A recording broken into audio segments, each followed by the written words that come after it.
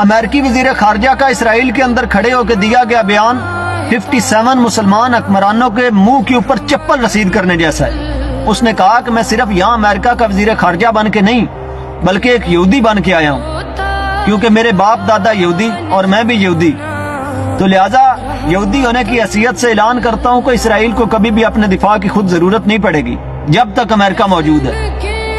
اسرائیل کو ظالم جانتے بوجھتے امریکہ اس کے ساتھ کھڑا ہوا ہے۔ کون سا امریکہ؟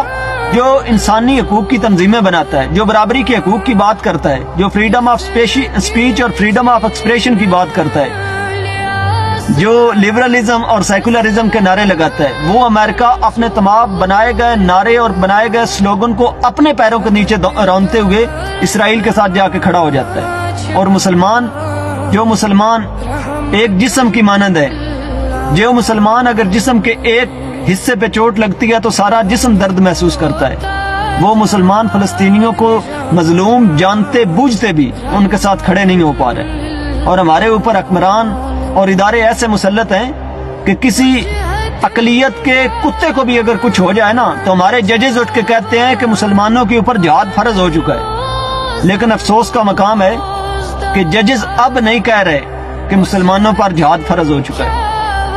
اور جسٹس فیض عیسیٰ صاحب، خدا کا واسطہ ہے، آپ گئے تھے اقلیتوں کے گھر گرنے کی وجہ سے اور آپ نے کہا تھا مسلمانوں کے اوپر جہاد فرض ہو چکا ہے۔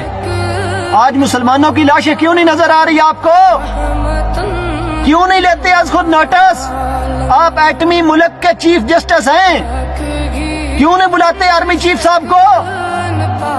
آرمی چیف صاحب، قرآن کی آیات پڑھ کے ترجمے کر کے مغرب کو سنانے سے مغرب کو احساس نہیں ہوتا۔ آپ ایٹمی ملک کے آرمی چیف صاحب ہیں، خدا کا واسطہ ہے فلسطینی مظلوموں کا درد سمجھو۔ جنگی جرائم کر رہے ہیں وہ لوگ ایک پلیٹ فارم پہ آ کے کھڑے ہو کے اسپتالوں کے اوپر حملے کر رہے ہیں، وہ ظالم کے ساتھ جا کے کھڑے ہو رہے ہیں۔ آپ طاقت رکھتے ہوئے بھی مظلوموں کے ساتھ کیوں نہیں کھڑے ہو پا رہے؟ رب کے عذاب کو دعوت دے رہے ہو۔